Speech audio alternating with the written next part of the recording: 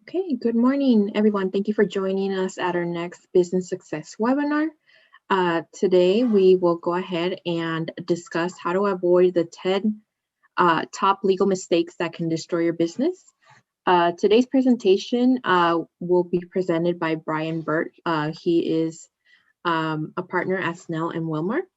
And before we go ahead and get started with that, just a couple housekeeping rules. If you have any questions for Bert during the presentation, make sure to include them in the chat. Again, we allow some time at the end for Q&A. So if you'd like to input your question, put it in there. Also, you could raise your hand and I could go ahead and unmute you if you want to ask Brian directly. So feel free to do that. And if you notice, the webinar is being recorded. So if you happen to miss any moment of it, you'll be receiving a copy of the webinar in our post-event email. So please be on the lookout for that. But with that, if you have any questions or comments, please use the chat feature. Also, if you want to include your contact information, just a nice way of knowing who's all here present in the webinar. But with that, I'd like to go ahead and introduce Brian to kick us off for today's webinar, and appreciate your time today. Thank you so much. Thank you. Well, good morning, everybody. I really appreciate the opportunity Chambers provided to present to you this morning. Hopefully you'll enjoy today's program, how to avoid the top 10 legal mistakes that can destroy your business. So I'll let you know in advance that you're welcome to receive a copy of the presentation kind of as a reference piece. We're going to go very quickly this morning, a lot of good information to throw at you in the next hour or so. We'll move quickly. We're going to cover a lot of ground, and I will also throw out at the beginning, to the extent that you are interested in having an offline discussion on any of the topics presented today, or going through what we'll talk about as a legal audit process, feel free to give me a call or shoot me an email, and be happy to offer a no charge opportunity to chat with you and answer some of your questions. So with that, jump right into it. If you happen to be on social media, love to hear from folks and get some feedback to the program, Emerging Business with 1S. Just a little bit about background about the firm for those who might not be familiar. We've been around in Phoenix for quite a long time. We've got about 450 lawyers in our 15 offices, and we're a full true service firm. So one of the all the legal resources you might need to help start, grow, and sell your business.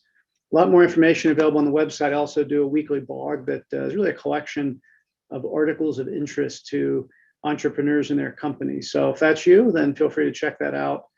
It's usually non-legal stuff as well, so you can take advantage of that if you're interested.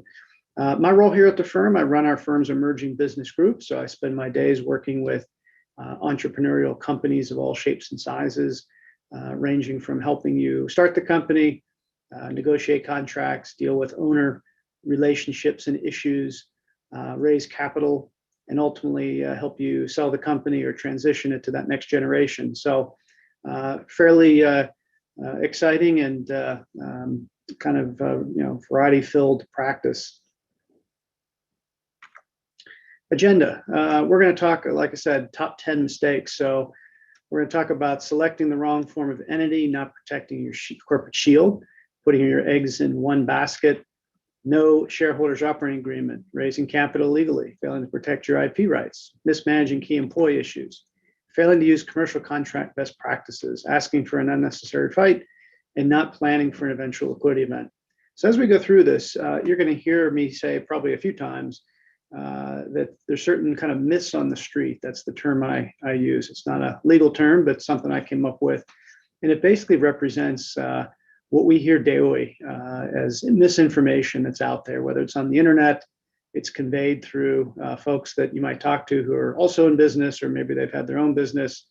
And there's just a lot of, unfortunately, bad information that circulates, and people, even worse, take action to start and grow their company based on this information. And we see it when the collateral damage hits, and people have issues, they have lawsuits, they have partners fighting, they have regulators coming in, or the company is about to fail. And again, in large part because of some of these things that that folks kind of take as the wisdom of the day. So we're going to talk through those things, and some of these you may look at these slides and say, geez, that seems like common sense. But if it's up on the screen, I can guarantee we see it on a regular basis. So it's important to take note. Number one, selecting the wrong form of entity, or consider converting if you did. So these are the options that you have. And if you've started your own company, you're in one of these things. You're in either a corporation. If you start it and you don't elect the S Corp tax status, then you're a C Corp. If you elect the S status, then you're an S Corp. You may be an LLC. That's a very popular choice. I suspect few people are in a limited liability or limited partnership. All entities offer equal liability protection, kind of the first myth on the street. If you start and operate them correctly, they all protect your personal assets at the same level. So no reason to pick one over the other because you've heard perhaps that the C Corp is the only way to go to make sure your assets are safe. LLCs are my entity of choice, unless there's a reason to do differently. And the reason is that the LLCs offer maximum flexibility and no corporate level tax. So if you want to pay more tax than you need to, by all means, do a C Corp. But to the extent that you want to use those dollars, use that revenue coming in to grow your business, which I'm sure all of you do, then you'd like to minimize your tax burden, and the LLC provides you a way to do that. It also gives you, as I've said, maximum flexibility to structure the economic relationship among the owners, the management, etc. The only time that you would need to be a C Corp is if you're going public. And these days, with the regulatory burden and all the costs that go with it, few people are interested in that path. Some are, and maybe you're one of those. And if you are, then you'd need to ultimately be a C Corp. But to the extent that you're not, then you really don't need to start out that way. Again, unless there's a specific reason to do differently. And as I mentioned, I'm happy to chat with any of you if you think you might fall into that camp. Like with almost anything we're going to talk about today, if you wait to address the issue, the problem is not getting better with time. It's not a fine wine that's going to age appropriately. Usually, it gets more difficult, more expensive to fix it down the road than if you took action today. So if you're sitting there saying, you know what, I might be in a C Corp or an S Corp or a partnership, and I'm hearing that LLCs might be the way to go, consider converting, or at least having that discussion sooner rather than later. And with each of these, time permitting, I'm going to tell you kind of a real life horror story, which I think helps drive home the issue. The horror story in this first one, real quickly, is we had a client who had been formed a long time ago, before LLCs existed, found themselves in a C Corp, kind of the default choice at that time, and built the business up nicely, transitioned it to the second generation of owners. Those second generation owners then came and hired us when they were ready to transition into the third generation. Now, the second generation never really took time to think about what it might mean to transition to a pass-through entity, an LLC, or maybe even an S Corp, to take advantage of one layer of tax. And when we came in, we found out after much analysis that there was really no way to get them out of what essentially was a $20 million tax issue. Company was worth 20 million.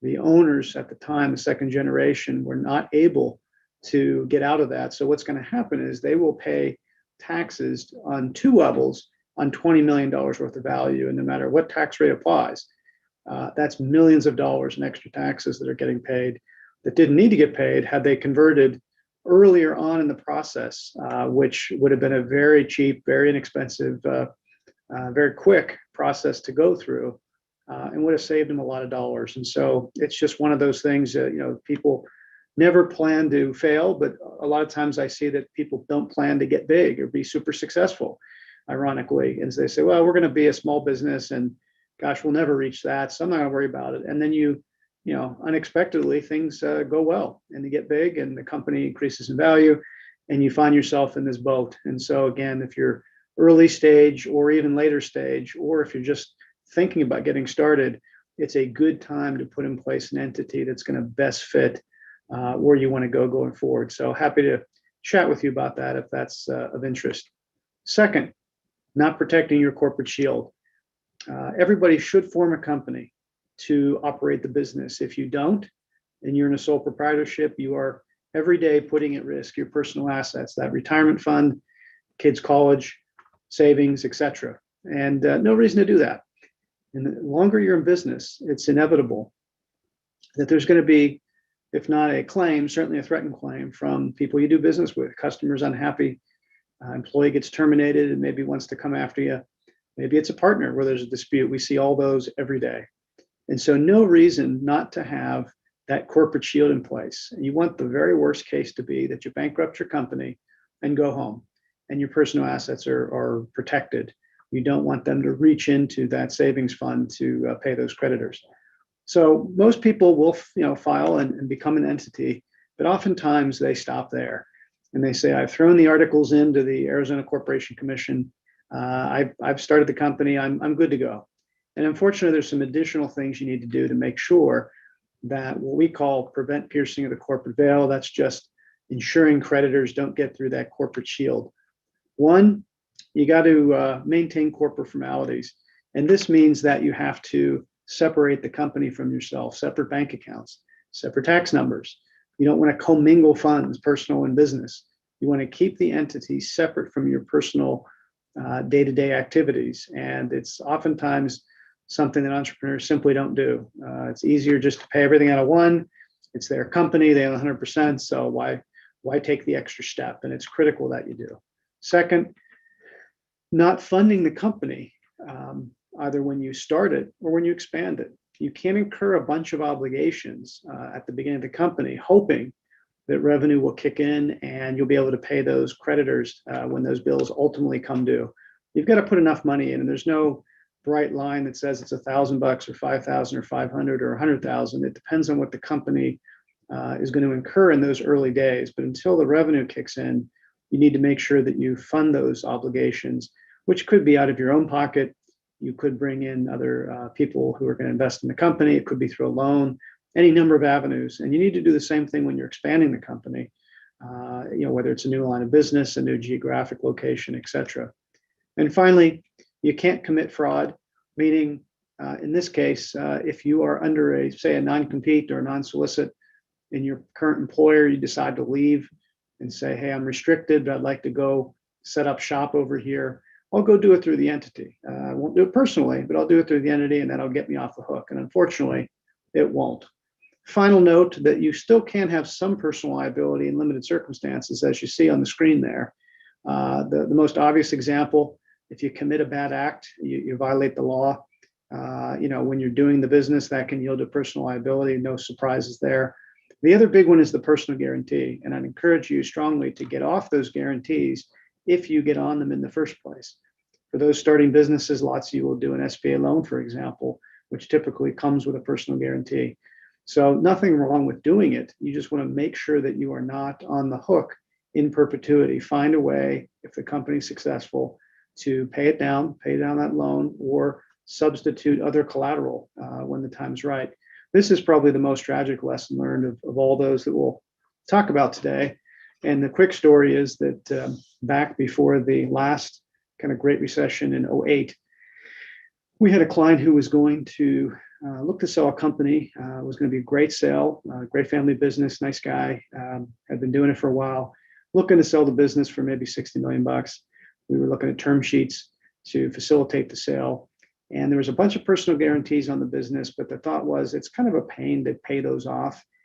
Even when you're paying the banks back, there's a lot of paperwork to do, and it just would be easier, at least in his thinking, let's just do it all at closing, get the money in, pay the loans back. Let's just do it all at one time. Who would have thought what happened in October of 2008 was going to happen, right? Who thought would get hit by the virus last year either? So it's pretty clear things happen and you can't expect it. And those things did happen. And his company went from 60 to 0 pretty much overnight. And instead of the worst case being, as I mentioned a minute ago, bankrupting the company and going home, those banks came calling. They didn't say, wait, we feel bad that you didn't get to sell your company. We'll go ahead and release you from the guarantees. That's not how that works. So they came knocking, millions of dollars worth of guarantees. And so instead of, again, being the worst case, you walk away from a huge potential sale, and that's disappointing enough. Now he's on the hook for those guarantees. So something that could have been avoided had he taken some time to take care of those. Number 3, putting all your eggs in one basket. So whether you're just getting started, and if you are, it's an ideal time to do this, but even if you're been in business for a while, you can take the opportunity to separate out your assets and operations. So that if something bad does happen, let's say a customer sues you and wins, it would be nice to have your business as protected as possible. What's that mean? Well, it means creating either a parent and subsidiary structure, one company owning a company below it, or maybe you own two companies yourself. There's lots of different options. And essentially, it's putting fences around these things you see on the screen there. So you may say you own the building in which you operate the property. What you might do is put that piece of real property in its own entity and lease that property to your operating company. What's that do? Well, if the operating company takes a hit with a claim, that real property is safe in the other entity and may a lot of times is worth just as much, sometimes even more than the business is worth. And so you have it protected. Same with intellectual property. If you've got some patented widgets you're selling, or even if you have a very valuable brand based on trademarks and proprietary formulas, et cetera, you may want to put that in a separate entity and license that to your company. Also, if you're moving into a different geographic area or line of business, that may come with different risks. You're moving into a different state, different country, different line of business. You may set up a separate entity to operate that part of the business, and again, separate the higher risk from the lower risk operation. There's issues, again, that you need to think through, as you might imagine. They're certainly doable, something we do on a regular basis. And you can't set up these entities and not respect the fences. So you can't have three entities or two entities and treat them as one, with one bank account. If you're going to lease real property to your one end to the other, you have to have a lease in place. It doesn't have to be a lease you'd see from a third party that's 50 pages, but it has to have some real economic terms. You have to be paying some fair market value. And if you're paying yourself, then there should be no issues, but you have to put in place those things that would exist if you didn't own both companies. So the lesson learned for this one, again, kind of a hard lesson learned, but this one has a good ending. We had a client who was putting together a software product, spent a couple $100,000 to build it. They didn't, they were building it in their current company. They thought, hey, we'll form a company eventually to monetize the software, but for now, let's just throw it in our current company. Well, that current company got hit with a lawsuit, class action, in fact. And at that point, that software was potentially property of the people suing, because if they win, they would take the cash and the other assets in the company. So in order to extricate that software from the company and keep it safe, they essentially had to buy it from themselves. They had to set up the new company that they hadn't, and then do a deal to buy the software, because they could take it out and replace it with a couple $100,000. And if the people who were suing won, they would get the $200,000, right? Whether it was the software or cash, their value was equal.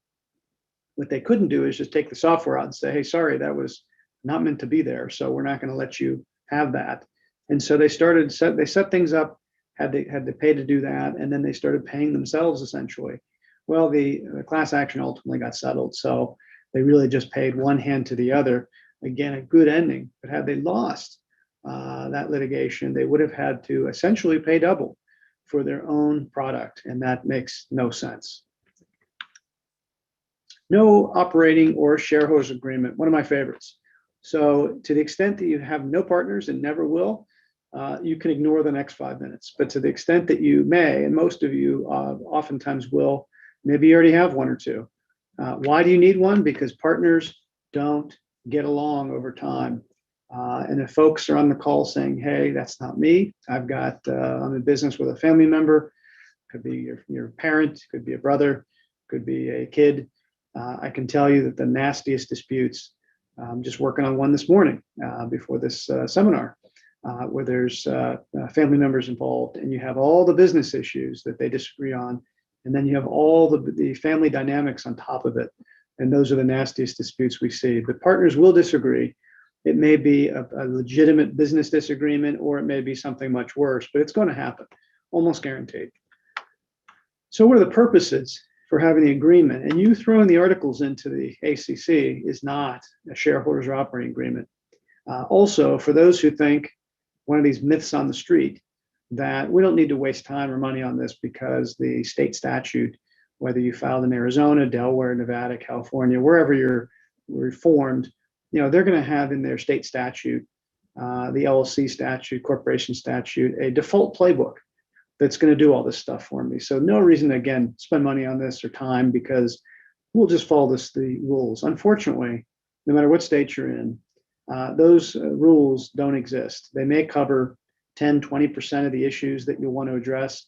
And even for the 10 or 20% they cover, they don't do what you think that would intuitively make sense. They do things in a way that typically doesn't make intuitive sense. And so you're going to be in a situation where a host of issues, and I'll throw them up on the screen here, are simply not addressed. And so there's no way to align expectations, allocate management, economic, and other rights, and facilitate orderly transition if someone dies, gets divorced, wants to be bought out, or there's a fight among the members and you want to resolve disputes.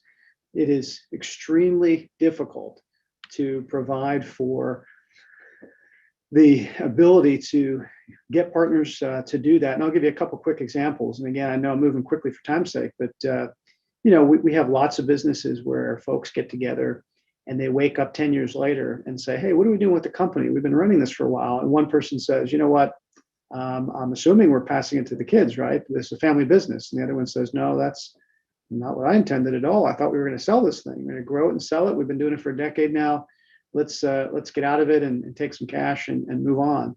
And so you spent the last decade growing a company completely misaligned on the exit strategy. Or, again, partners decide they can't work together. Maybe one partner is stealing from the other, or maybe it's just a simple way, kind of a business dispute about how to grow the business, and they just can't agree on that. In either case, there's no set way in the statute to get out.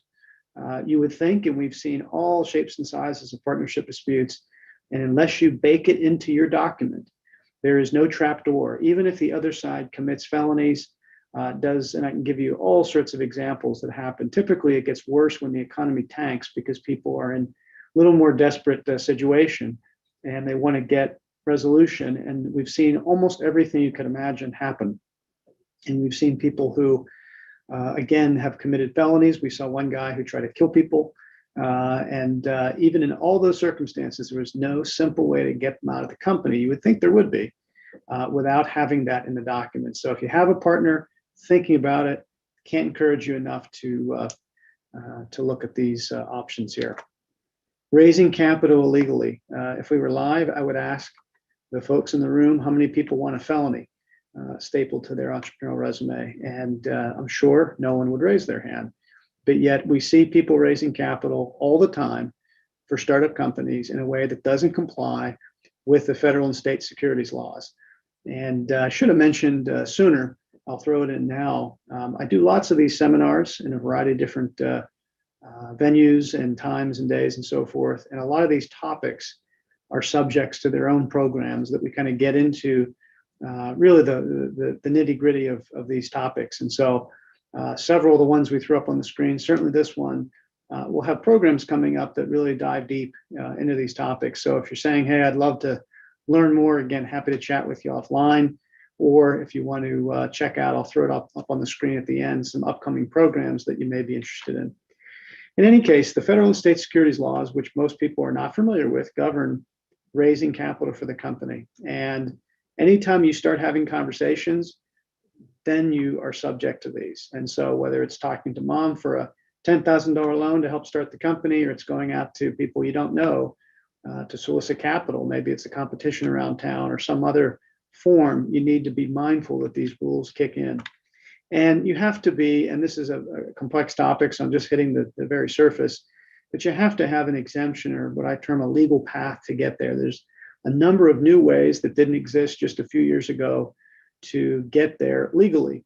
And typically, these exemptions are based on, these legal paths are based on what you see on the screen there. So depending on how much capital you raise, how you're going to solicit people, is it going to be people you know? Is it going to be people that you don't know?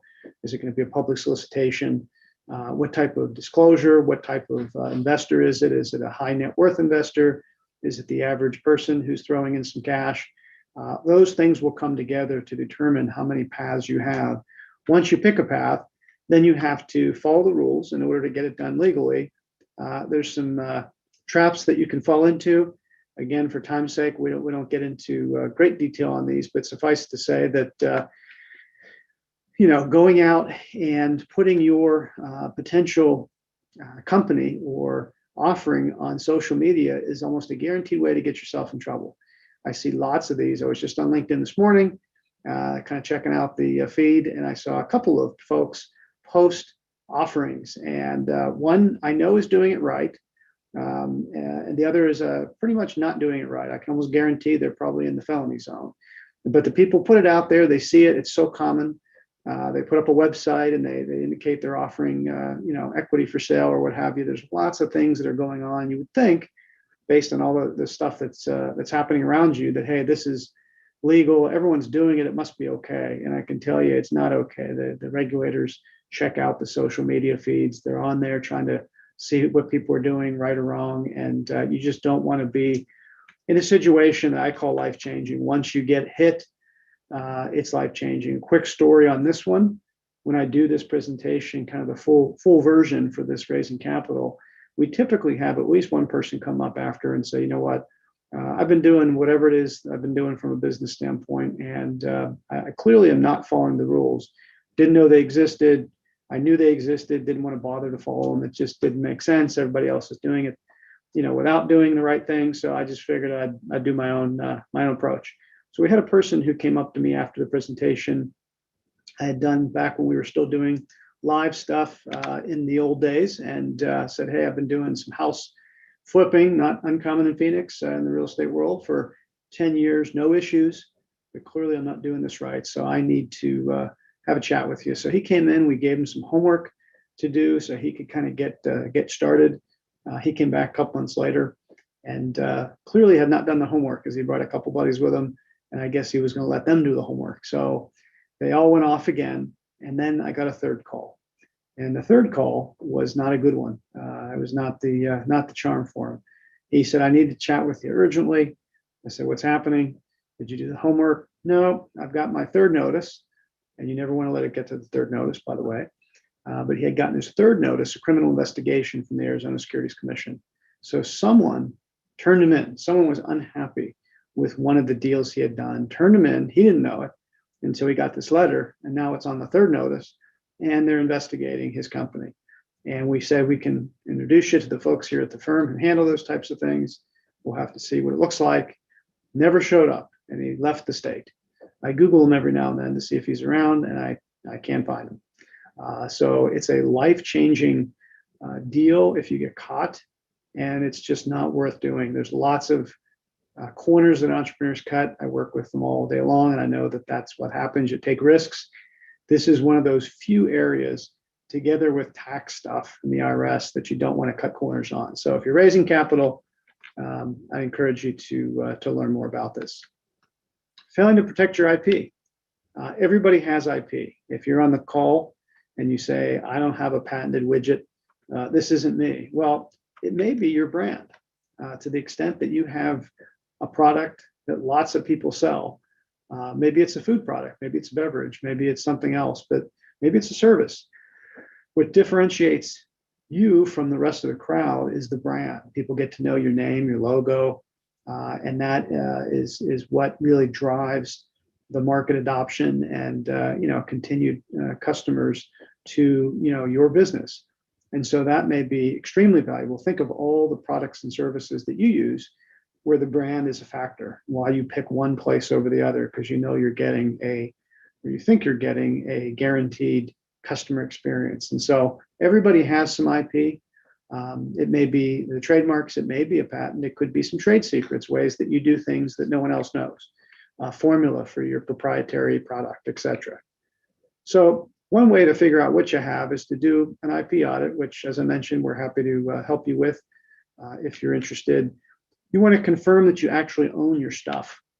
So to the extent that anyone is involved with the company and creating things for you, you have to have a assignment of IP provision in the agreement with that person.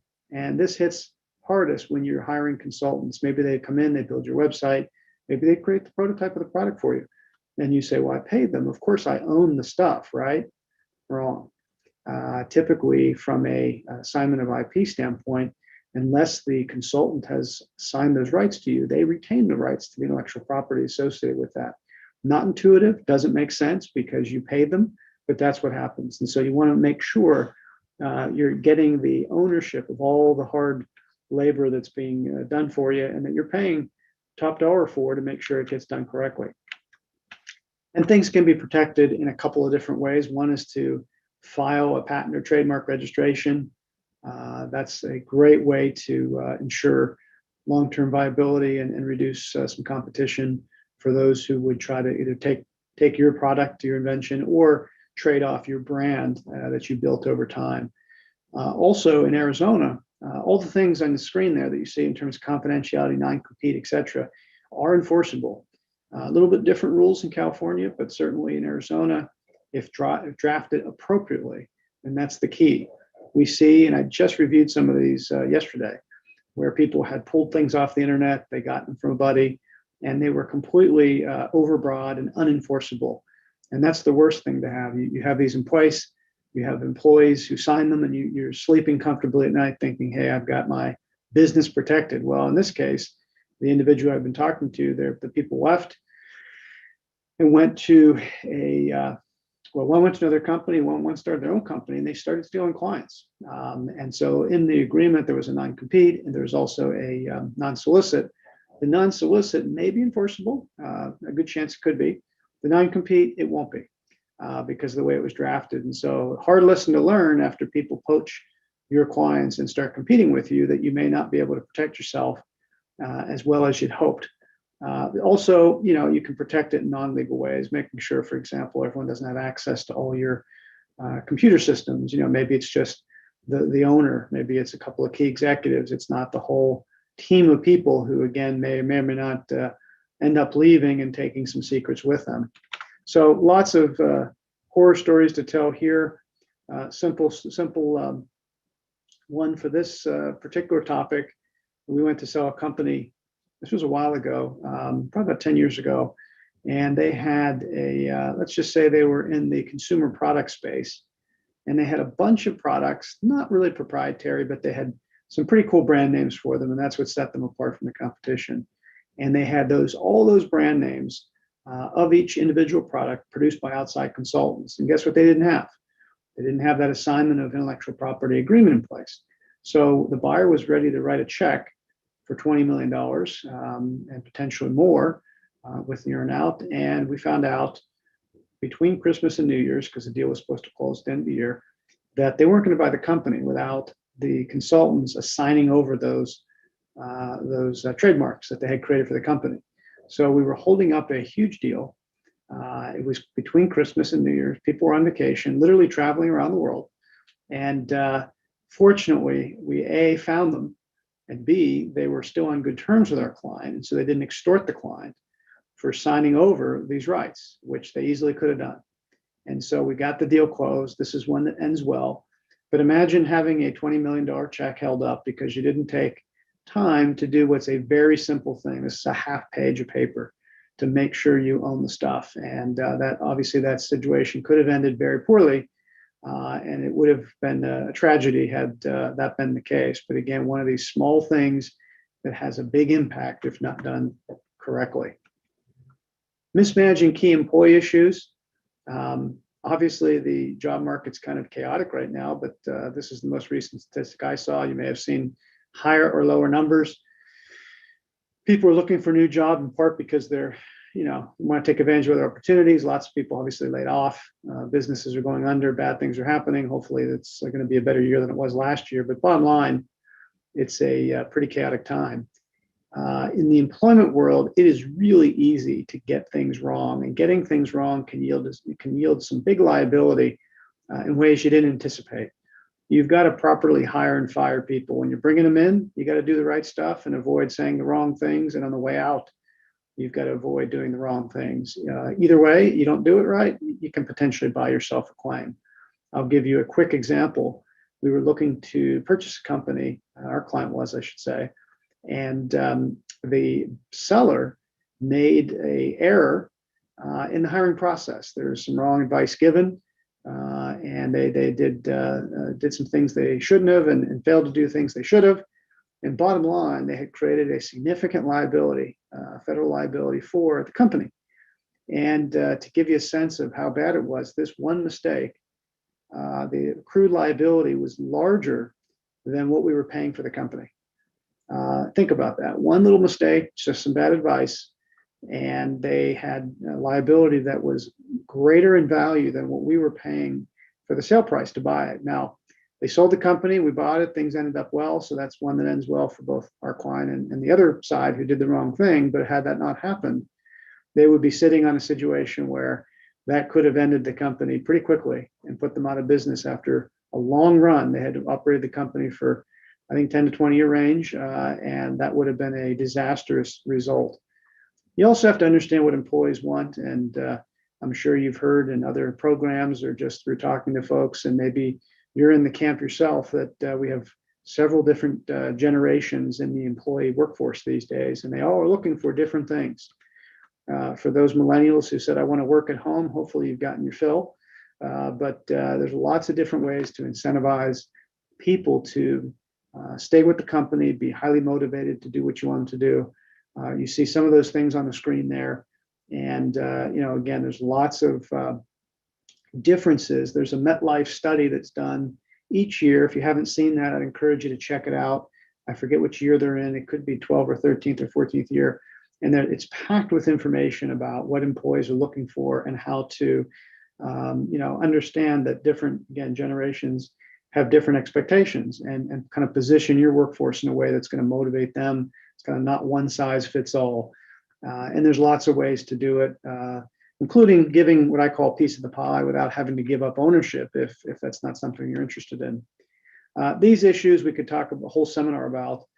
They're hot button items in terms of whether employees should be employees or contractors. Everyone wants to make them contractors.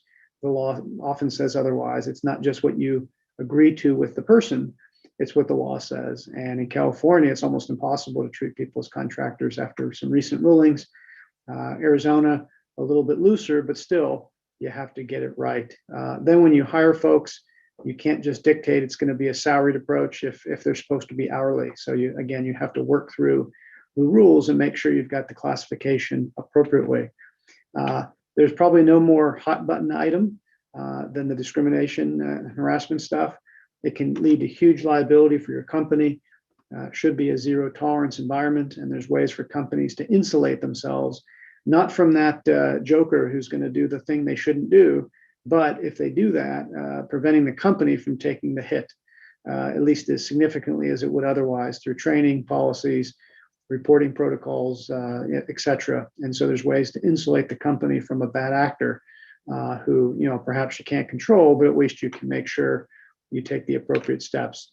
So lots of stories we could tell. For time's sake, I'm going to jump to this next one. Failing to use commercial contract best practices. So anyone on the call who's in business going to read contracts. I usually have people do a show of hands of who likes to do it. Usually get one person, maybe two, raise the hand and say they enjoy it. Others say they tolerate it, or frankly, just don't read them. They sign things and kind of move on.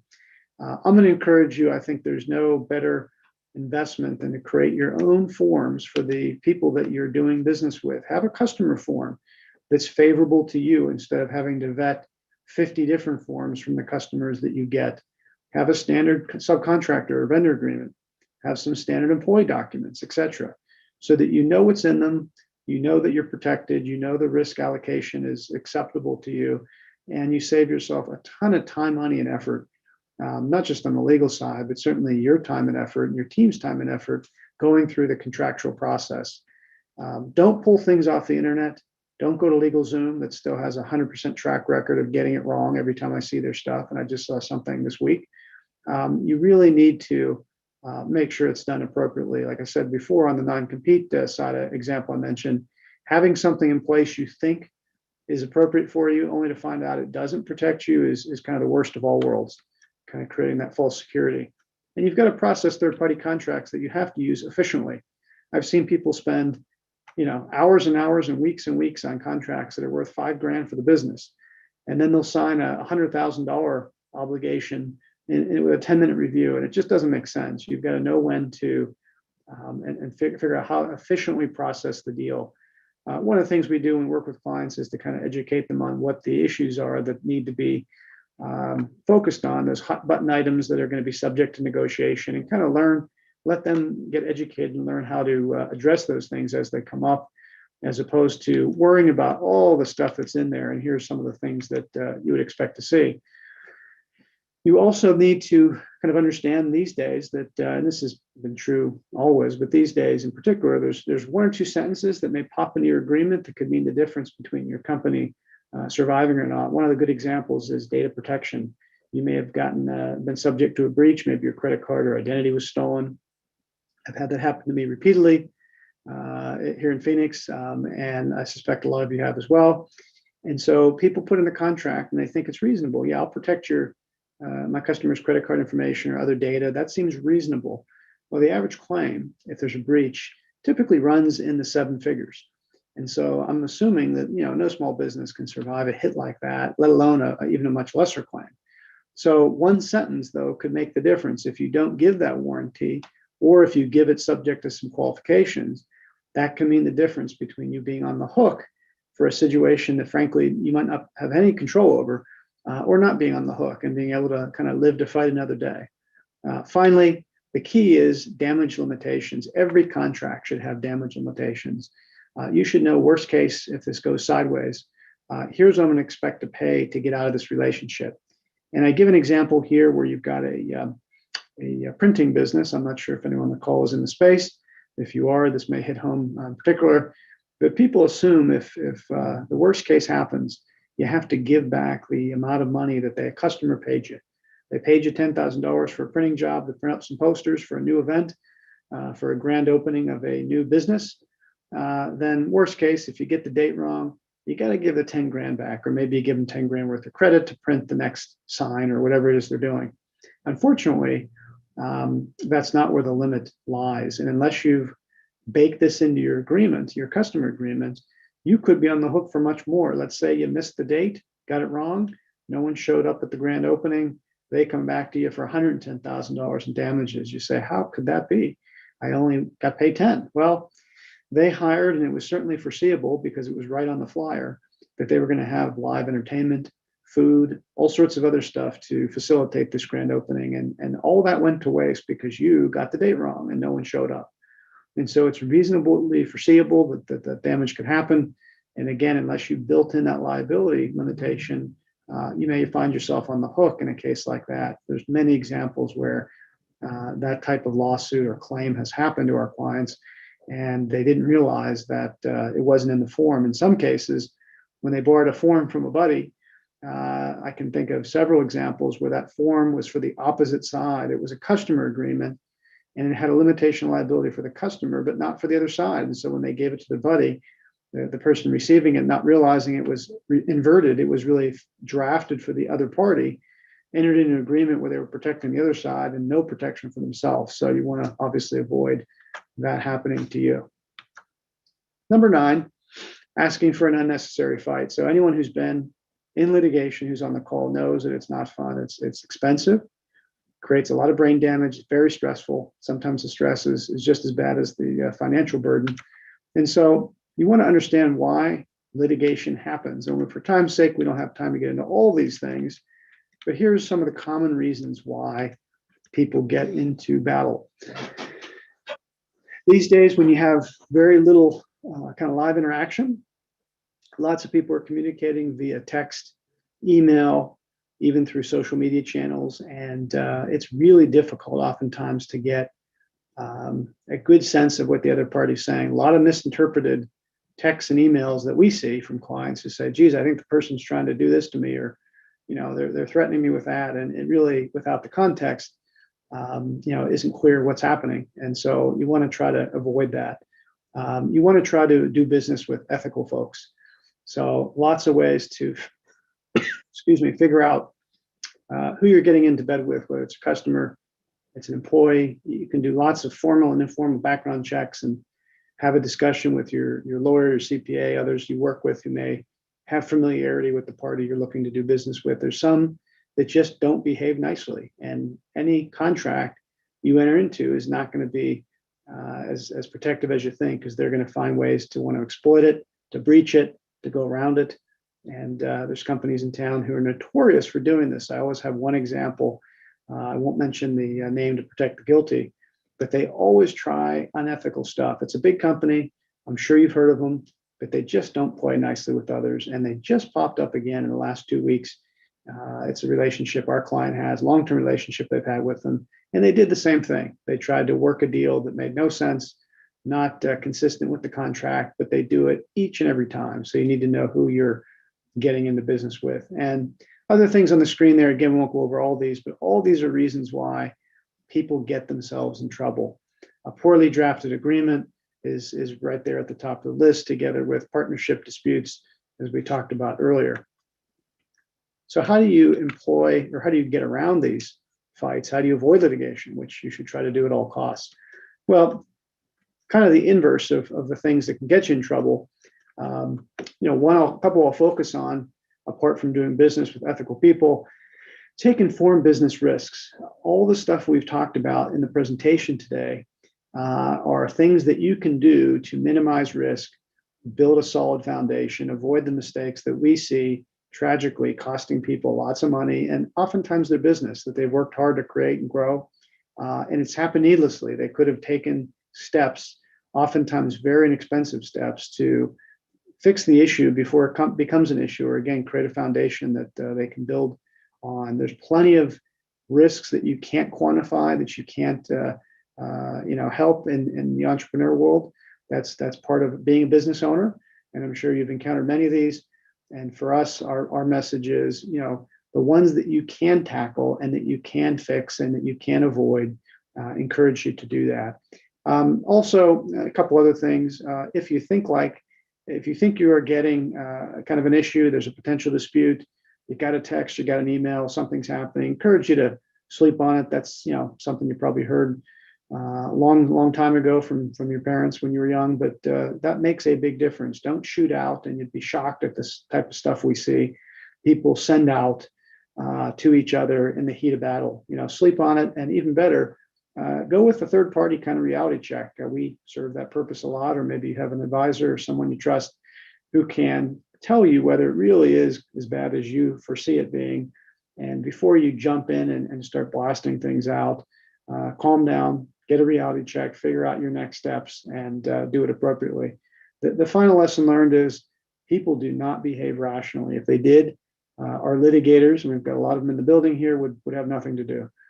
People oftentimes behave extraordinarily irrationally. We have a client right now who's unfortunately in litigation, and the other side could do a fairly simple resolution and be done.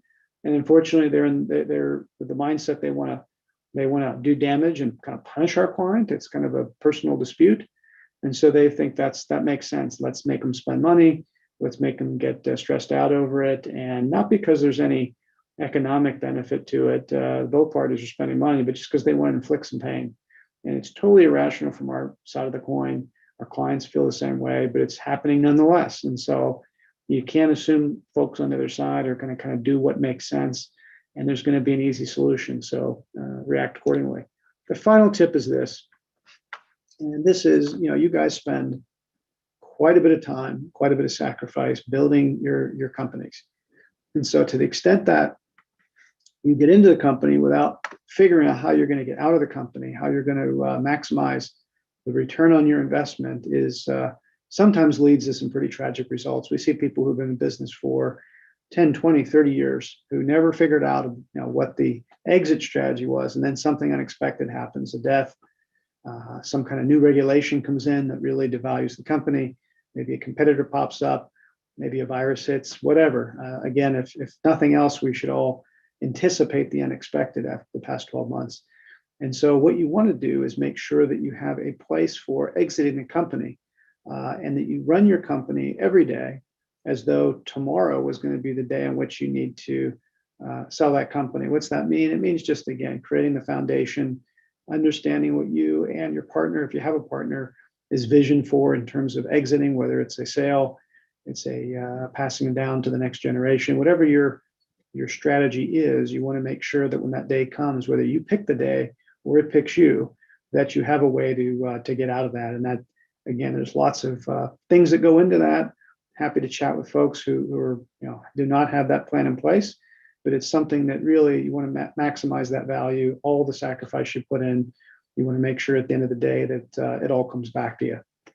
So with that, I encourage you to get a kind of a regular legal checkup. As I mentioned, happy to work with you on a no charge basis to talk through some of these things, or maybe even work through a legal audit if that's of interest. Feel free to reach out via phone or email if that's of interest to you. And finally, we'll throw up there some upcoming programs and events, and then we'll save a few minutes for any questions that you guys might have. So, as I mentioned, we do a lot of these programs. These are the ones coming up in the next four slots there. I have all the seminars on my little personal website, so you can check that out. There's a brianjburt.com, and I continue to post the events and the links and all that. So feel free to check those out. As you see, there's a lot of topics that we've covered today, ranging from contracts to motivating employees, etc. Finally, we have done, and we're now in our 12th year, I believe. I started this program way back in 2009, and we do it monthly. It used to be live in SkySom, but we're virtual for now, at least. We'll get back to live soon, hopefully. And we're going to talk about how to prepare shareholders operating agreements. So again, another topic we hit on today. It's coming up on March 3rd. And we post that on our firm's website, but all the other programs on the previous slide are subject to the posting on that personal link there. So with that, I think we've got about 7 or 8 minutes left. So I'll open it up to any questions that we have.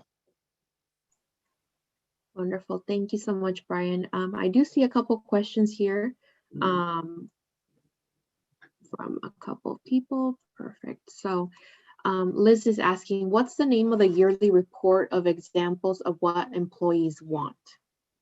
Yeah, it's a MetLife. I forget what they call it, but it's kind of MetLife kind of annual kind of benefits report or survey. So if you type in MetLife and you type in kind of employee benefits, I suspect it'll pop up in Google.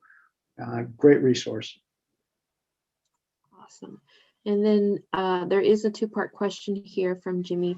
How much should a small business expect to pay for these legal services?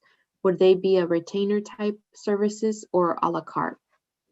So a great answer. And one of the things I've done over the past, I've been doing this for about 20 years now, is try to figure out how to bring kind of big law firm resources to that entrepreneurial client. And we know that's the number one cause for concern is, hey, I'd love to do these things, but it seems like it would be expensive. And so what we do to avoid the pain associated and the stress associated with the billable hour, which people get all excited about, is we oftentimes can do a fixed fee. And we tell you ahead of time, you know what, it's going to cost X dollars to prepare a form of agreement or to review your contract or to help you set up a affiliate company or any of the things we've talked about, help you raise capital, do a shareholders agreement. And so that's the most common approach in my practice, is to kind of quantify the scope of work. Oftentimes I'll give a client some homework to help keep our costs even lower, and let them know ahead of time, here's what you can expect to pay. There are certain times, if you're in litigation or there's third-party negotiations where it may not be a set fee, but you can still quantify pieces of that process and be really comfortable that you can anticipate what to expect. There's other approaches to do as well. Some things are hourly, some things are typically not as much a retainer. We'll get a retainer to cover some of that initial work as kind of a standard practice, but all that money goes to the fees that you incur in doing the work. So there's no retainer just to hire us at Waste. And different firms have different practices, but it's worked very well. And we've been able to work with companies who are in all phases. They could be in the concept stage saying, hey, I've only got a couple of bucks, what makes sense. And what we do in the legal audit process, for those who might be interested, and if you're in the concept stage, you're in a position to go through this as well, is to figure out, what do you need to do? What are the steps, and what do those steps cost? And we'll help you prioritize. Here's the things you need to focus on today. here's things that are coming up 3 months from now. This is something you might not need for a year more, and kind of get a game plan out there, a checklist, if you will, as to what to expect, what costs to expect, et cetera. So try to make it as pain-free as you can. Great. I do see, okay, they're asking for your contact information. So we'll be sending Brian's contact information in our post-event email. So you'll be receiving that in our recording as well.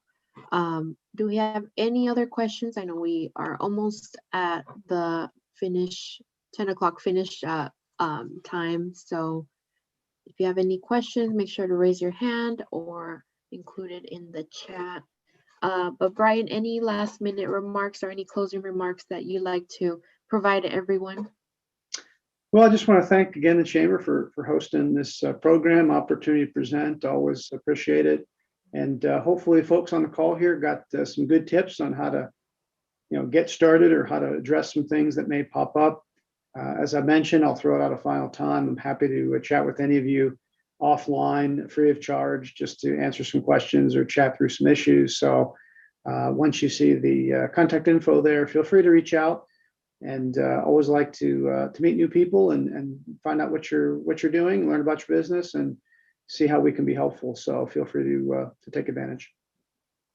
Awesome. And I do see a comment from Jimmy. He's saying that the link for the March 3rd event that you're sharing here seems to be taking him to an event from this month. Yeah, that someone actually pointed that out to me this morning. So I found out about it right before this program. I'm going to fix that right after we get off the call here. So I will correct that, and you can go back to the seminar list on my website and give me about 15 minutes, and that'll be fixed, and that'll take you to the March 3rd event. Perfect. Thank you so much. And make sure to join us for our Buenos Dias tomorrow as well. We'll be talking all about Social Security 101. So with that, if we don't have any other questions, we'll share Brian's info. And that way you can reach out to him as well. But Brian, thank you so much for today's presentation. Very good information. And we look forward to working with you in a future webinar. Thank you. My pleasure. Great. Have a great day, everyone.